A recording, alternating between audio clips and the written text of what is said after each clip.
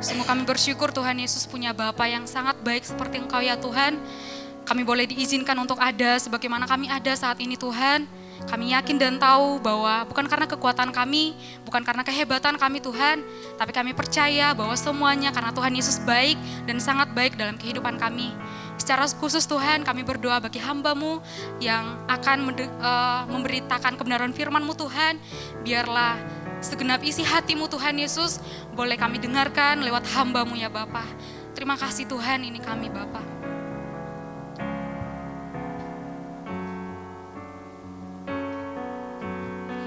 Haleluya Tuhan, Kaulah kekuatan kami Tuhan.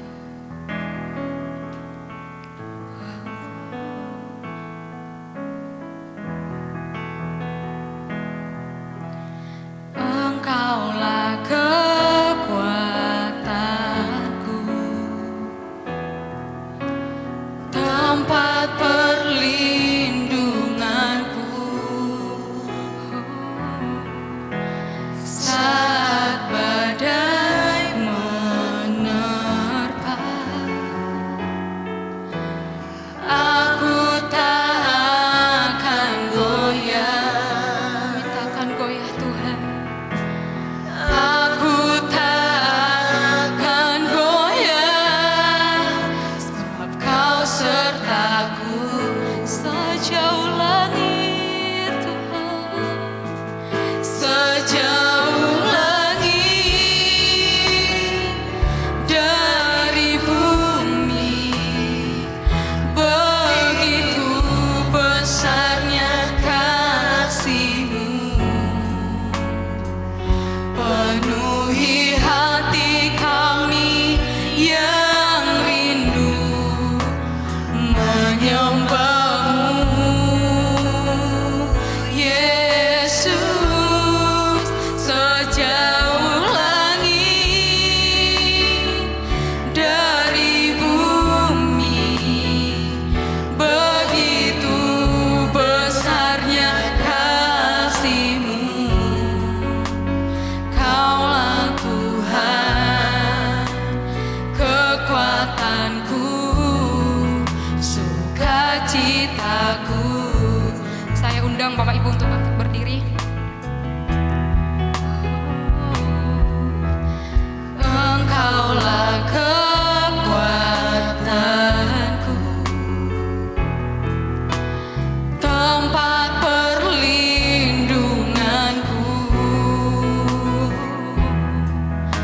saat badai menerpa. Aku tak akan goyah, kami tak akan goyah Tuhan.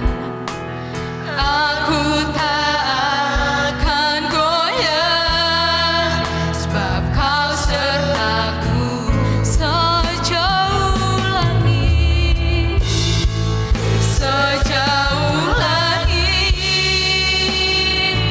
dari bumi. Begitu besarnya kasih-Mu, penuhi hati kami yang rindu menyembah-Mu, Yesus. Sejauh langit dari bumi, begitu besarnya kasih-Mu. Kaulah Tuhan, kekuatanku, sukacitaku.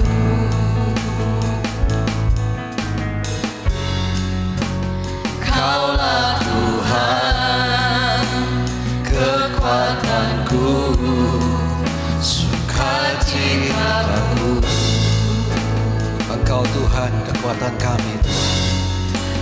Engkau Tuhan kekuatanku, sukacitaku. Engkau benar ya Tuhan, sukacita kami, kekuatan kami hanya kami peroleh dalam Engkau ya Tuhan. Kami percaya dalam dunia ini kami sementara. Tapi biarlah Tuhan pagi hari ini kami mengarahkan pandangan kami kepada harta yang abadi kami ya Tuhan. Bapa, sampaikan isi hati-Mu buat kami pada pagi hari ini. Dan bajak hati kami, lembutkan hati kami. Supaya kami mengerti akan firman Tuhan. Dan firman Tuhan dia memerdekakan kami di akhir zaman ini Tuhan. Rabi hamba-Mu, Rabi kami semuanya, kami rindu Tuhan. Kota beri dan benih firman Tuhan. Kami bersyukur dalam nama Tuhan Yesus, mari yang siap terima firman Tuhan dengan saya. Sama mengatakan amin. Ya, shalom saudara. Shalom. Oh ya, haleluya. Bersyukur boleh tengah-tengah saudara kembali. Bapak Ibu, pandemi ini memang mengajar kita banyak sekali pelajaran yang sangat berharga. Pandemi ya. Kita nggak pernah mengenal 2 tahun lamanya kita mengalami pandemi yang tidak dikenal. Kemudian hari ini kita kenal.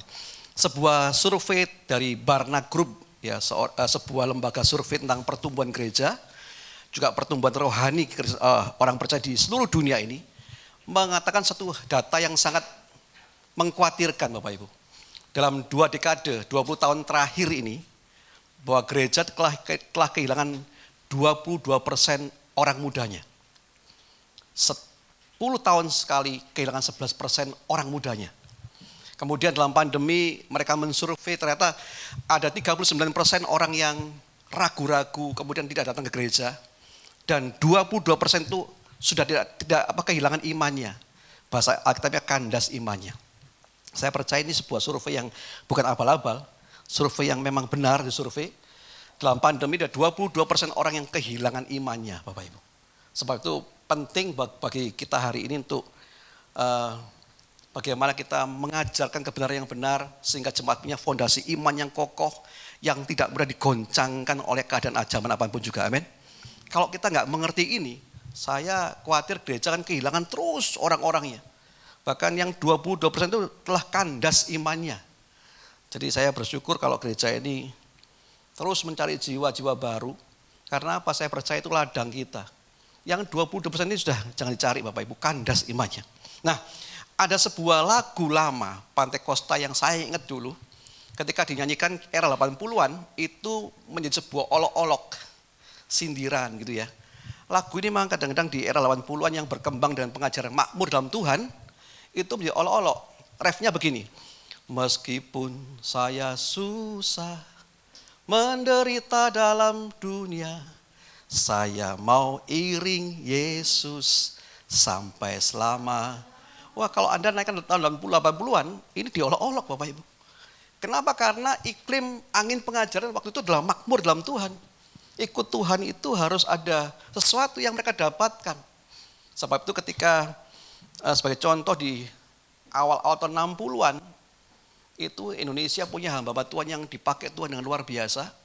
Yang menancapkan fondasi iman orang percaya bukan hanya sekedar apa yang mereka peroleh.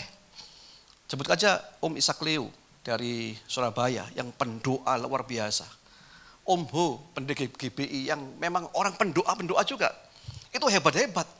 Tapi mereka mengajarkan jemaatnya bahwa ketika engkau dihina, ketika engkau diolok, ketika engkau harus mengalami aniaya, engkau harus tahu bahwa konsekuensi imanmu memang demikian. Sebagai apa? Sebagai bukti bahwa kita ini mau pikul, salib dan sangkal diri. Tapi 80-an seperti ini nggak akan terjadi Bapak Ibu. Era 80-an ditandai dengan banyaknya sekali khotbah-khotbah di mimbar yang bicara tentang makmur dalam Tuhan.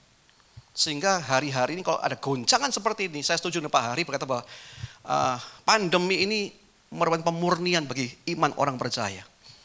Nah 22% ini terjadi dalam era pandemi ini. Ada apa dengan gereja? Sebenarnya iman seperti apa yang harusnya ditancapkan sehingga apapun terjadi, kita setia sampai akhirnya. Amin. Seperti Paulus berkata bahwa aku telah mengakhiri pertandingan yang baik dan memelihara iman. Saya ingat kata-kata Tuhan Yesus ketika dia menyampaikan kata-kata kepada murid-muridnya. Ketika nanti anak manusia datang kali kedua, krisnya bukan duit, bukan apa, tapi adakah iman di bumi ini. Saudara, kalau ini kita nggak sungguh-sungguh serius mendandani rumah Tuhan, jemaat Tuhan, saya khawatir ketika Pak Hari sampaikan tentang pembinaan keji yang akan muncul, kita tidak akan tahan semuanya. Makanya mari kita kembali pada apa yang firman Tuhan ajarkan. Amin. Apa yang firman Tuhan katakan. Sebab dalam Yohanes 8 ayat yang ke-32, Yohanes 8 ayat 32 berkata begini, dan kamu akan mengetahui kebenaran. Dan kebenaran itu yang memerdekakan kamu. Pagi ini saya ingin menyampaikan apa yang Alkitab katakan tentang janji Bapa kepada anak-anaknya. Benarkah kita dijanjikan makmur dalam Tuhan? Atau seperti apa janji Bapa? Sehingga apa? Fondasi iman kita ini kuat. Apapun terjadi bahwa sekali Yesus tetap Yesus selama-lamanya. Amin. Bukan sekali Yesus ketika ada kondisi enak terjadi, tapi ketika ada kondisi goncangan terjadi, kemudian goyang imannya. Makanya saya setuju dengan bagaimana founding father kita, bapak-bapak dulu kita tahun 60-an mengajari jemaat dengan sungguh-sungguh bahwa tancapkan imanmu demikian rupa.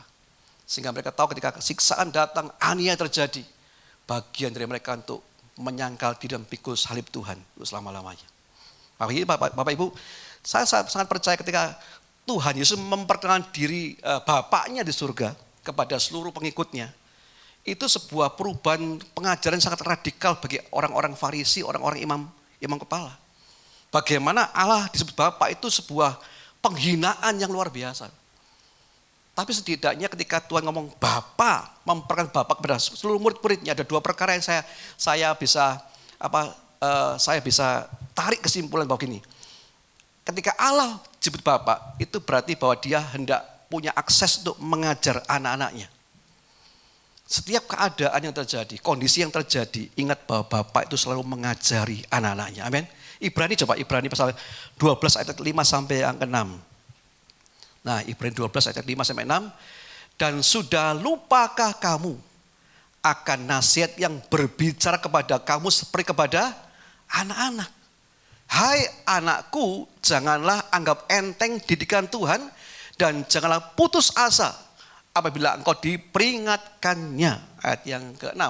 Karena Tuhan menghajar orang yang dikasihinya dan ia menyesal orang yang diakuinya sebagai apa? Anak. Jadi fungsi Bapak pertama itu mendidik, mengajar kita. Ketika Tuhan ngomong, panggil tuh Bapamu di surga, itu perubahan yang radikal. Makanya orang Farisi, orang-orang imam kepala ingin membunuh Yesus karena ini sebuah penghinaan, sebuah penghinaan besar kepada Allah. Tapi coba ketika Tuhan ngomong Bapa yang di surga, itu artinya bahwa Bapak punya akses untuk dia mengajari kita hari demi hari. Amin. Pada waktu pandemi saya melihat banyak orang yang mulai satu hari dua hari masih bergembira Bapak Ibu. Di grupnya GB Perwil 6 itu kalau lagi cuma hanya 3-4 hari bercanda terus. Tapi masuk mulai 1 minggu, 2 minggu, minggu ketiga, kemudian 1 bulan, 2 bulan mulai diam. Kenapa? Saya percaya semua mengalami yang namanya goncangan terjadi. Tapi di situ Tuhan sedang mengajar kita, memurnikan kita. Supaya gereja Tuhan ini kembali kepada sebuah fondasi iman yang benar. Ingat loh, 22% itu enggak sedikit jumlah orang Kristen sedunia. Disurvei oleh Barna Group, kita pandemi ini, itu gugur imannya. Wow. Katakanlah kalau penduduk dunia ini yang Kristen katakanlah berapa ya? Saya 1 miliar aja lah. 22% itu besar sekali jumlahnya. Itu kehilangan imannya. Nah ini yang harus kita pikirkan. Apakah hari ini sudah kuatkah iman saya? Ketika saya menghadapi goncangan ke depan yang saya percaya bertambah hari enggak tambah ringan loh. Sampai nanti menjelang kedatangan anak manusia yang kedua. Adakah iman di dunia ini, di bumi ini? Saya ingat lagu ini, lagunya dulu ada penyanyi dangdutnya yang bertobat, namanya Lis Saudah gitu kan. Nggak tahu zaman-zaman tahun 90-an itu ngetren. Dia nyanyi lagu ini, adakah iman di bumi ini? Benar Bapak Ibu. Karena apa? Kalau pandemi aja sudah 22% orang yang hilang imannya. Bagaimana nanti ketika Pak Hari sampaikan diajari akhir zaman bagaimana antikristus hadir. Wah itu bukan sebuah hal dongeng, sebuah hal yang kita bisa anggap enteng. Itu sebuah yang namanya penganiayaan, sebuah problem besar untuk iman percaya kita loh. Bapak Ibu, saya harap ini bukan menakutkan, tapi ini fakta data yang saya peroleh dari Barna Group. Ini orang lembaga survei yang bukan survei abal-abal saya kira. Dia survei bagaimana keadaan gereja sedunia ini. 39% orang yang tergoncang imannya. Tapi 22% dari 39% itu yang kehilangan imannya. Saya percaya bahwa kita orang-orang yang terus bertahan sampai akhirnya terima upah yang memberi. Amin. Nah, yang kedua, kalau Allah itu diperkenalkan sebagai Bapa, itu artinya bahwa Bapa itu selalu menjamin kehidupan anak orang percaya. Coba kita lihat aja Lukas pasal yang ke-12. Lukas 12 ayat yang ke-29 sampai yang ke-31. Jadi janganlah kamu mempersoalkan apa yang akan kamu makan atau apa yang akan kamu minum, dan janganlah cemas hatimu. Ayat 30, semua itu dicari bangsa-bangsa di dunia yang tidak mengenal Allah. Akan tetapi nih, Bapamu tahu bahwa kamu memang memerlukan semua itu. Makan, minum, Bapa itu tahu bahwa kita memerlukan. Ayat 31, tetapi carilah kerajaannya, maka semuanya itu akan ditambahkan kepadamu. Nah, era 80-an, ayat 31 ini diklaim semua. Cari, semua ditambahkan kepadamu. Bahkan saya mendengar ada beberapa orang pengkhotbah yang mengajarkan minta terus, minta terus, minta terus. Sampai engkau dipenuhi. Ini pengajaran yang sangat berbahaya. Kenapa saya ngomong berbahaya? Karena buktinya ada, pandemi ini membuat 22% orang sedunia ini kehilangan iman percaya pada Yesus. Nyata kan? Berarti apa yang dibuat oleh gereja Tuhan selama ini, pandemi ini memang betul-betul hendak memurnikan gereja Tuhan kembali pada firman Tuhan yang benar. Wah ini saya juga merinding Bapak Ibu dengar ngomong begini. Kenapa? Karena saya percaya ini bukan sebuah hal yang dianggap remeh loh. Jujur ya, dalam pandemi yang Tuhan izinkan ini, Allah sedang memurnikan orang-orang percaya. Memurnikan iman orang percaya. Dan diizinkan terjadi supaya apa? Di saat itulah Dia Bapak pemelihara kita yang satu-satunya yang luar biasa. Amin. Dia Bapak pemelihara. Makanya kalau ada goncangan dikit, jangan khawatir. Masalah makan, minum, ayat Lukas 12 ini Bapak Ibu boleh simpan dalam hati. Bapakmu tahu bahwa kamu memerlukan itu semuanya. Amin. Ayo kita gak goncang, saya percaya. Kita menjadi orang-orang yang kokoh pada waktu pulang gereja ini kita ngomong, saya percaya Tuhan akan tolong saya. Apapun keadaannya. Nah bagaimana sebenarnya janji Bapa dalam kehidupan orang percaya yang sesuai dengan firman Tuhan. Nah kalau kita klaim salah, kita gak beroleh, kita kecewa. Karena 22% yang kecewa, yang mundur ini kenapa? Karena mereka kecewa. Kecewa karena apa? Kayak Tuhan gak tolong. Tuhan Bapak gak pelihara. Saya percaya ini gak boleh terjadi lagi. Amin. Nah bagaimana sebenarnya janji Tuhan yang kita katakan? Yang pertama, ayo kita lihat Lukas 11 ayat yang pertama sampai yang ketiga. Lukas 11 ayat yang pertama sampai yang ketiga. Pada suatu kali Yesus sedang berdoa di satu tempat. Ketika ia berhenti berdoa, berkatalah seorang dari murid-muridnya kepadanya, Tuhan, ajarlah kami berdoa. Sama seperti yang diajarkan Yohanes kepada murid-muridnya. Jawab Yesus kepada mereka, apabila kamu berdoa, katakanlah Bapa, dikuduskanlah namamu, datanglah kerajaanmu. Ayat 3, berilah kami setiap hari makanan kami yang secukupnya. Jadi yang pertama Bapak Ibu ini, janji Bapak, janji firman Tuhan yang diberikan kepada orang yang percaya. Bapak itu menyediakan kecukupan buat orang percaya. Amin. Kecukupan. Nah kalau kita minta berlimpah-limpah, kita gak ngomong gitu loh. Berilah pada hari ini makan kami yang secukupnya. Katakan secukupnya Bapak Ibu. Secukupnya itu berarti saya percaya kita gak kurang juga. Kita juga gak lebih. Amin. Secukupnya. Injil kemakmuran yang diajarkan oleh orang-orang pada dekade 80-an ini tanpa sadar memang memberikan dorongan buat orang tuh tidak punya rasa cukup. Minta terus, minta terus, minta terus. Bapak kita itu bukan tidak mampu memberi Bapak Ibu. Tapi Bapak kita mengajar kita juga pada pagi hari ini. untuk menerima sesuatu dengan bersyukur karena secukupnya Tuhan berikan buat kita. Amin. Nah, Paulus juga memberikan sebuah teladan dalam 1 Timotius 6 ayat yang ke-10. 1 Timotius 6 ayat 10. Karena apa? Akar segala kejahatan ialah cinta uang. Sebab oleh memburu uanglah beberapa orang telah menyimpang dari imannya dan menyiksa dirinya dengan berbagai-bagai duka. Makanya pagi hari ini mari kita bersyukur bahwa apa yang Tuhan berikan itu secukupnya buat kita. Tidak kurang, tidak lebih, tapi Tuhan tahu bahwa kita membutuhkan semua itu. Amin. Kekayaan itu relatif kok. Ada orang yang mungkin hari ini bisa makan pecel dengan tahu tempe, bisa bersyukur luar biasa loh. Bisa bergembira menikmati dengan keluarganya. Saya melihat beberapa keluarga ketika saya kunjungan ke daerah itu, Bapak Ibu bukan kayak, kalau di Sumba saya nggak tahu ya. Cerita di Wayangapu saya nggak tahu, tapi di daerah Jawa ini saya melihat ada keluarga yang kayak sederhana. Kita anggap itu kasihan banget. Kita bantu beras tiap bulan, kasihan banget. Tapi ketika mereka berkumpul dengan keluarga di meja makan seadanya. Meja makan itu penuh dengan tawa, candaan. Itu luar biasa loh Bapak Ibu. Dibandingkan kita yang suka makan steak, makan apa, tapi ngomel ya kan. Ngenggerutu pikiran kita, wah kemana-mana. Saya percaya bahwa itu kebahagiaan yang tidak bisa dibeli dengan uang.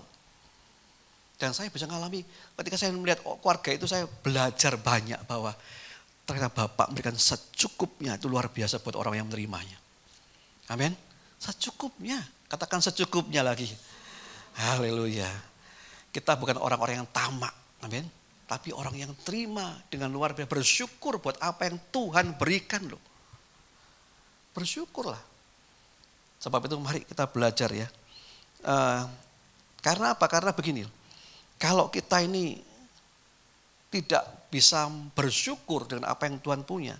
Tuhan Yesus ngomong begini, orang kaya itu sulit masuk kerajaan surga loh. Kenapa? Karena memang orang kaya ini hatinya terikat dengan harta duniawi. Makanya saya suka lagu lama bahwa Tuhan itu harta abadi kita yang luar biasa. Engkau Yesus permata hatiku, Engkau Yesus mutiara dalam hidupku, Engkau Yesus harta dalam hidupku, hanya Yesus segalanya. Terima Tuhan itu terima harta yang luar biasa pokoknya. Amin. Satu ketika saya pernah, nggak nyampaikan di sini ya, saya pernah membaca sebuah kesaksian dari seorang Korea namanya Park Yong Yu. Hamba Tuhan yang kayanya luar biasa. Tahun 90-an dia tuh punya harta sekitar 2,5 miliar juta dolar. Kaya bukan? Dia punya 5 mobil mewah. Hamba Tuhan ini punya gereja cukup besar, 5.000 jemaatnya. Wah, ini termasuk jemaat yang besar di Korea loh. 5.000 juga cukup besar lah. 5.000 setiap kali ibadah didatangi oleh ribuan orang, 5.000. Dan khotbah-khotbahnya luar biasa, memberkati jemaatnya. Tapi ketika Tuhan izinkan dia di saat itu dia mati gitu ya. Kemudian dia melihat bagaimana dia dibawa ke surga. Dia lihat bahwa banyak orang-orang hamba Tuhan yang terkenal, para aktivis gereja yang terkenal, yang melayani luar biasa. Itu tempatnya bukan tempat yang mewah di surga loh. Hanya flat biasa. Hanya tempat yang tidak cemerlang katanya, disebut begitu. Kenapa? Karena mereka melakukan pelayanan, mengerjakan pelayanan. Tapi apa yang mereka kerjakan seperti membangun di atas rumput, jerami dan kayu yang mudah dibakar. Tapi pagi hari mari kita kokohkan iman kita, dikokohkan. Supaya apa yang kita bangun itu seperti emas, perak dan permata yang murni. Amin. Itu harus loh. Makanya saya percaya, saya bersyukur kalau di tempat ini saya harus mengakui bahwa membangun gerejanya itu luar biasa.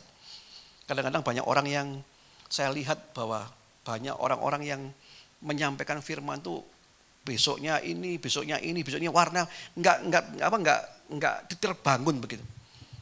Kita berharap bahwa gerejanya sekolah yang luar biasa, amin. Sekolah minggu yang luar biasa. Makanya tiap datang ke gereja, saya sekarang suruh ke jemaat saya. Kalau ada firman Tuhan dicatat dong, pakai notes dong gitu kan. Karena saya belajar dari oma saya dulu Bapak Ibu. Ketika firman Tuhan dicatat di sebuah notes begitu ya. Siapa pembicaranya, terus tanggal berapa, temanya apa, hurufnya kan miring-miring begini kalau zaman dulu. Nulisnya miring-miring, saya kan baca begini-begini. Tapi ternyata firman itu berguna, notes itu berguna loh. Catatannya berguna. Ketika pelayanan upah saya itu ada badai. Pelayanan upah saya merintis di daerah Polean, Malang sini. Kira-kira jemaatnya 120 orang pada waktu tahun 60-an. Cukup besar lah, 120 orang. Tahun 80-an tiba-tiba gereja itu diambil alih oleh yang punya gereja. Dan upah saya suruh pergi Bapak Ibu. Goncang luar biasa. Saya melihat bahwa upah saya itu selama 1 bulan murung gitu. Kenapa ya? Karena merasa disakitin. Merintis dari 0, 120 orang kemudian harus pindah. Diusir lah. Dalam kata-kata diusir. Untuk pelayan di tempat lain. Tapi oma saya baca catatan itu. Tiap kali baca. Ditunjukkan ini loh firman Tuhan. Ini firman Tuhan. Dibaca. Dan itu menguatkannya. Sampai akhir hidupnya.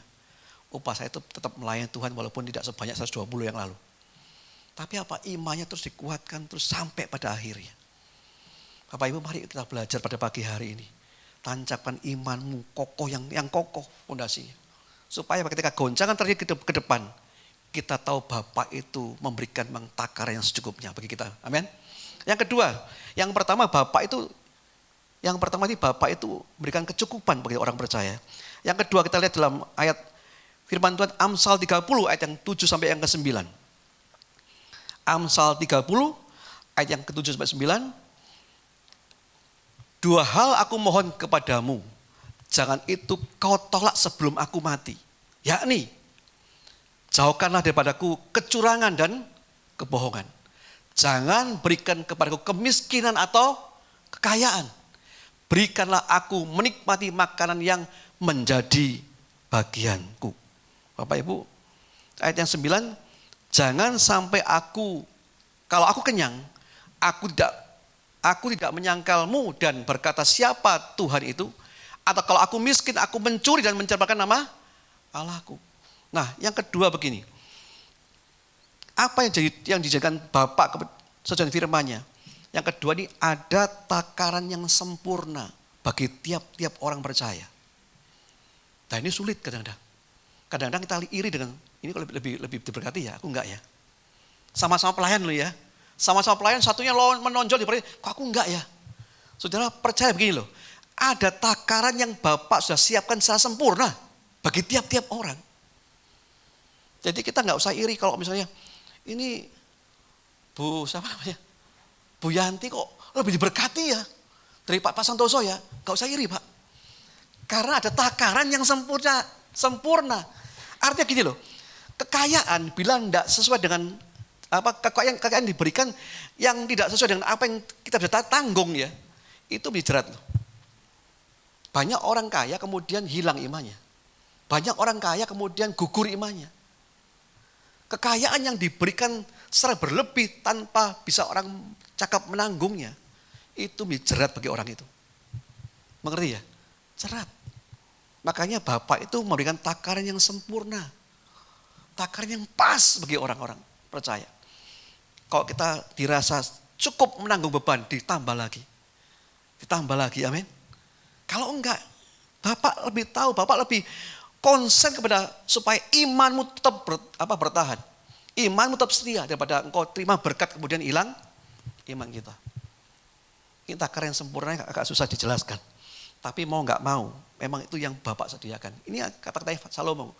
Kalau aku kenyang, aku tidak menyangkalmu dan berkata siapa Tuhan itu.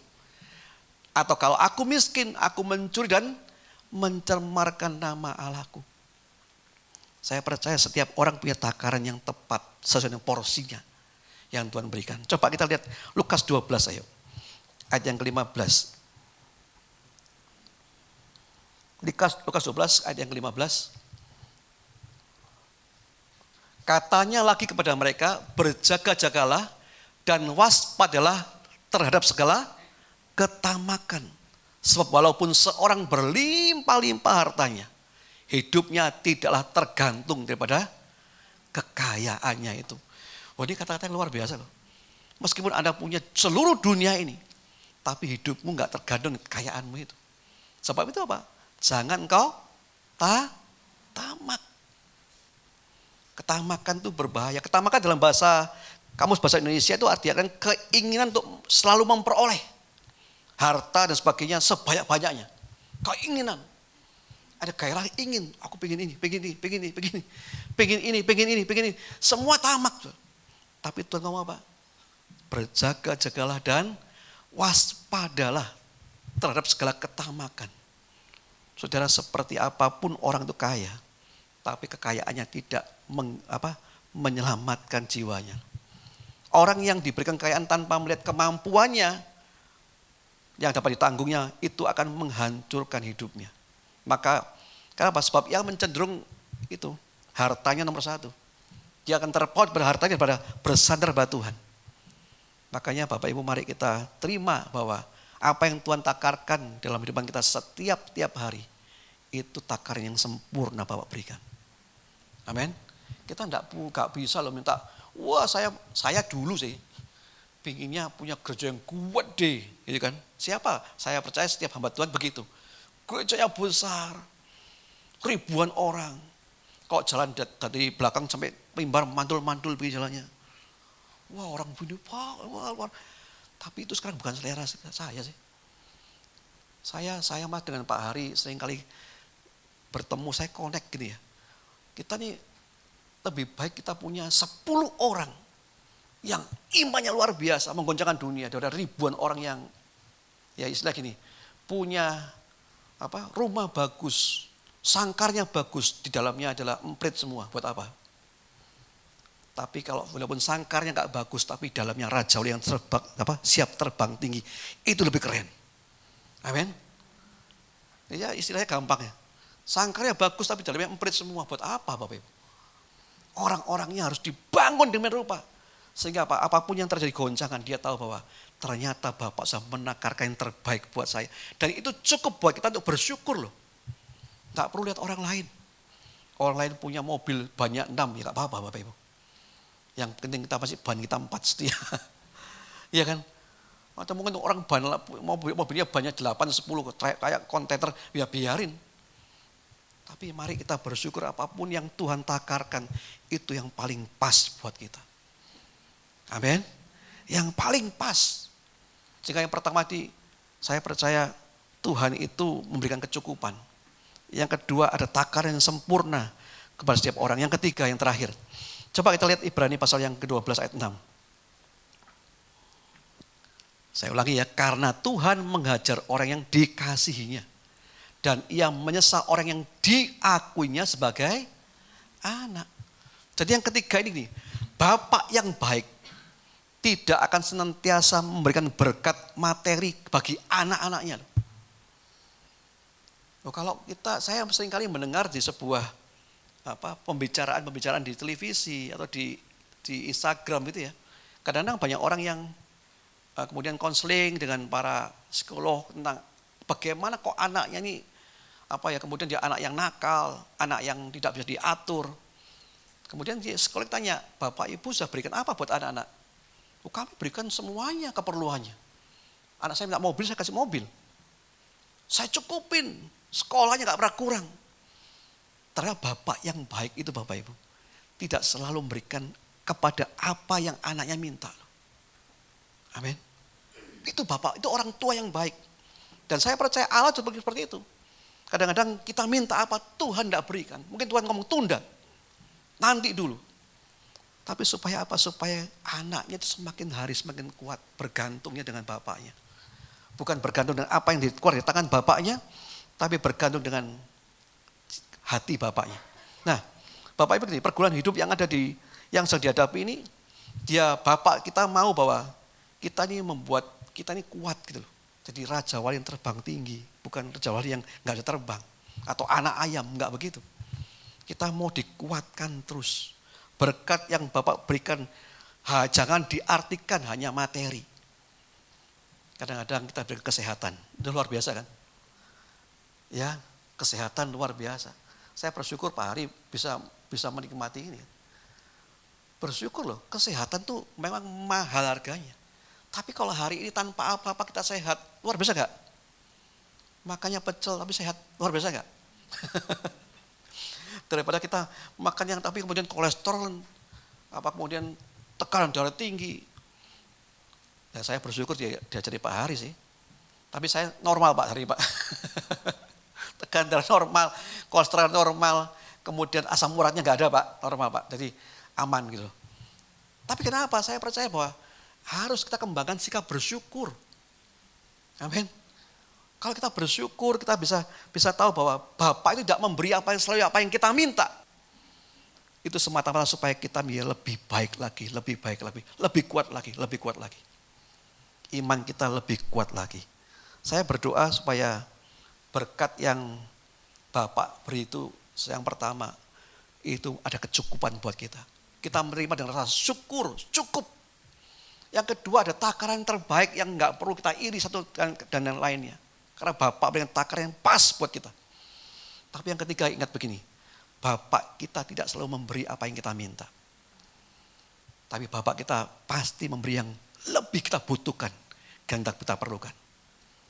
Amin. Wah itu kalau kita bisa hidup begini Bapak Ibu, saya percaya goncangan semacam apapun enggak akan mudah menggoyahkan kita. Karena kita tahu bahwa Dia pemelihara satu-satunya kehidupan kita. Enggak tahu umur kita berapa. Bisa 50 tahun, 60 tahun, 80 tahun. Tapi semata-mata itu Bapak yang pelihara kita, bukan karena kekayaan kita. Amin.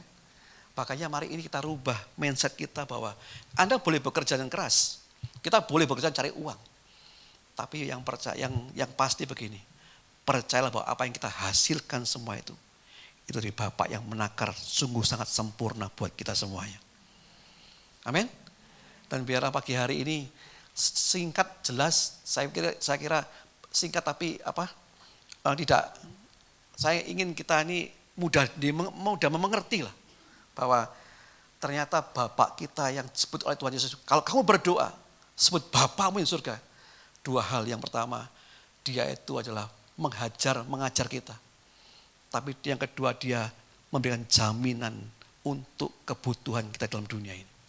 Sehingga kita gak perlu khawatir lagi. Amin. Kita tidak perlu ngomong, ikut Tuhan diberkati. Saya percaya kalau orang benar, berkat itu mengikuti orang benar. Amin. Bukan dicari lagi. Tapi berkat itu akan menyusul orang benar ketika kita hidup benar sesuai firman-Nya. Maka kita selalu minta berkat.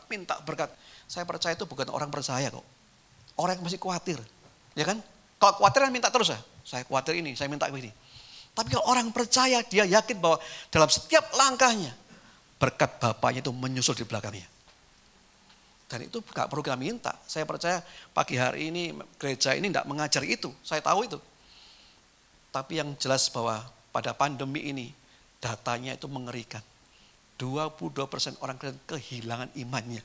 Gak tahu ya data di Indonesia berapa orang ya, berapa juta orang. Tapi seluruh dunia ini 22 juta orang kehilangan imannya karena pandemi. Satu hal yang sepele karena apa? Makan, minum, dan kekuatan hidup. Pandemi kan? Kalau nggak kerja, nggak bisa makan saya. Semuanya lockdown, nggak bisa makan. Kekhawatiran. Tapi pagi hari ini, biarlah firman Tuhan yang menguatkan iman kita sekali lagi. Bapak kita yang pertama, menyediakan kecukupan bagi orang-orang percaya. Bapak kita menyiapkan takaran yang terbaik buat kita semuanya. Dan yang ketiga, apa yang kita doakan, tidak mesti Bapak kita beri jawab. Tapi Bapak kita memberikan kebutuhan yang paling utama kita butuhkan. Amin. Pagi hari saya undang tim musik menuju ke depan. Iya. Saya adalah sebuah lagu yang kita naikkan pada pagi hari. Bapa, Kau setia. Bapa, Kau mulia. Tenanglah jiwaku, aman bersamamu.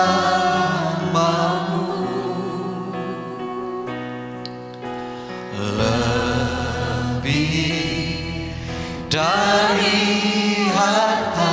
Kaulah segalanya, segalanya. Tenanglah jiwaku dalam hadiratmu.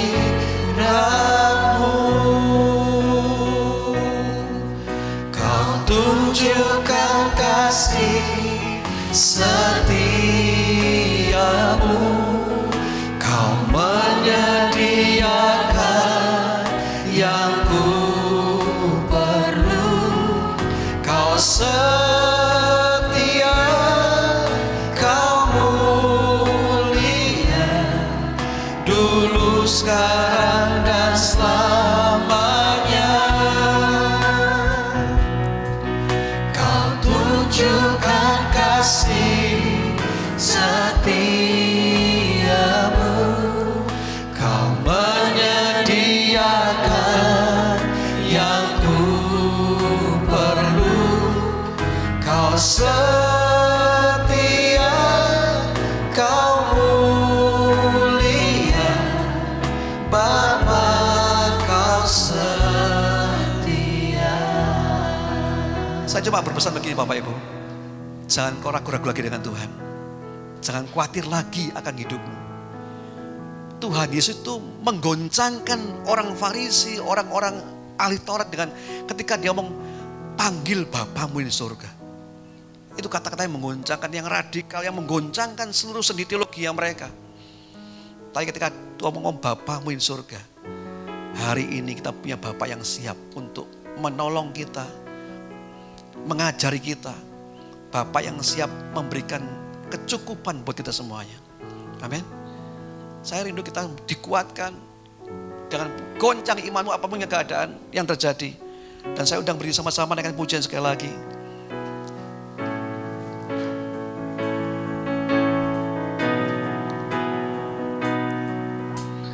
Bapa, Kau setia ya Tuhan. Kau setia.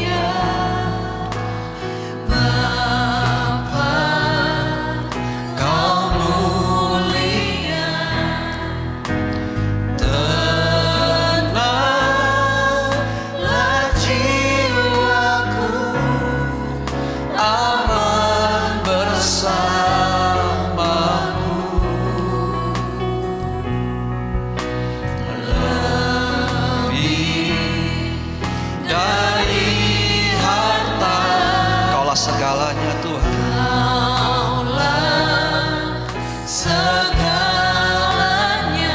Tenanglah jiwaku, tenanglah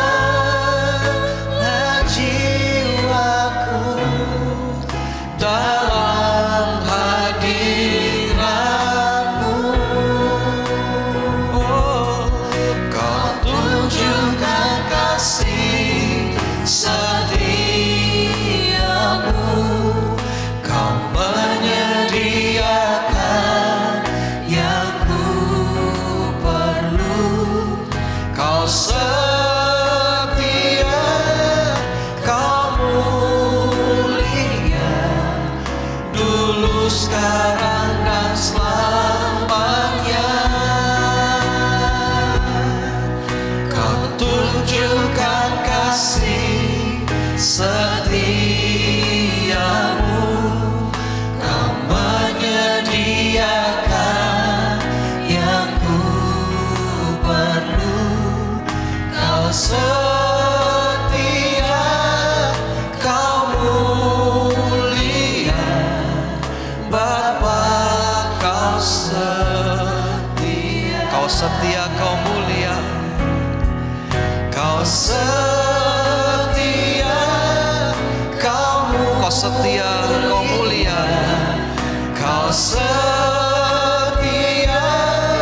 kau setia, kau mulia, kau setia, kau mulia, Bapa, kau setia.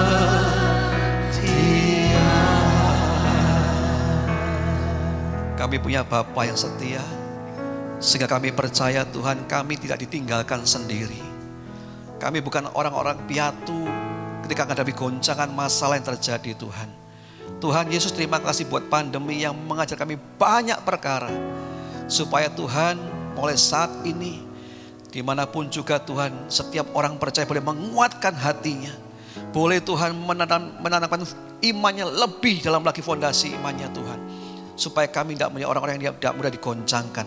Terima kasih Bapa, karena kami percaya Engkau Bapa yang memelihara kami, setia atas kami, dan Engkau berikan apa yang kami perlukan dalam dunia ini Tuhan. Terima kasih Bapa, biarlah firman ini Tuhan akan terus Bapa berbicara dalam hati pikiran kami, dan biar Roh Kudus terus Tuhan mengingatkan kami ketika kami punya masalah, ada goncangan, kami punya Bapa yang tidak pernah meninggalkan kami. Terima kasih Bapa, kami bersyukur dalam nama Tuhan Yesus kami berdoa dan terima kasih. Haleluya. Amin. Selamat Bapak Ibu.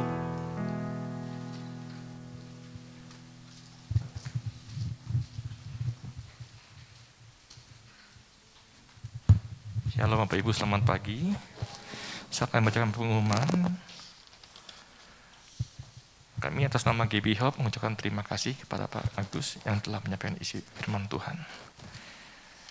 Bagi saudara yang ingin memberikan persembahan, bisa melakukannya setelah ibadah ini selesai dengan cara memasukkan amplop persembahan ke kotak persembahan yang ada di belakang. Ibadah online dapat diakses dan linknya akan diumumkan di grup Telegram gereja. Untuk membangun keintiman dengan Tuhan, gereja mengajak semua jemaat untuk menyembah Tuhan di rumah masing-masing. Setiap jam 8 malam, saudara bisa mengajak seluruh anggota keluarga untuk terlibat dalam penyembahan tersebut. Berikutnya, doa malam diadakan hari Rabu jam 7 malam, mohon hadir 15 menit sebelumnya. Dan kelas Alkitab tetap diadakan hari Kamis. Dan juga dimohon kehadirannya 15 menit sebelumnya. Itu aja, mari kita berdoa syafaat. Saya minta Bapak Ibu untuk berdiri. Segala puji syukur Tuhan kami naikkan di hadapan-Mu.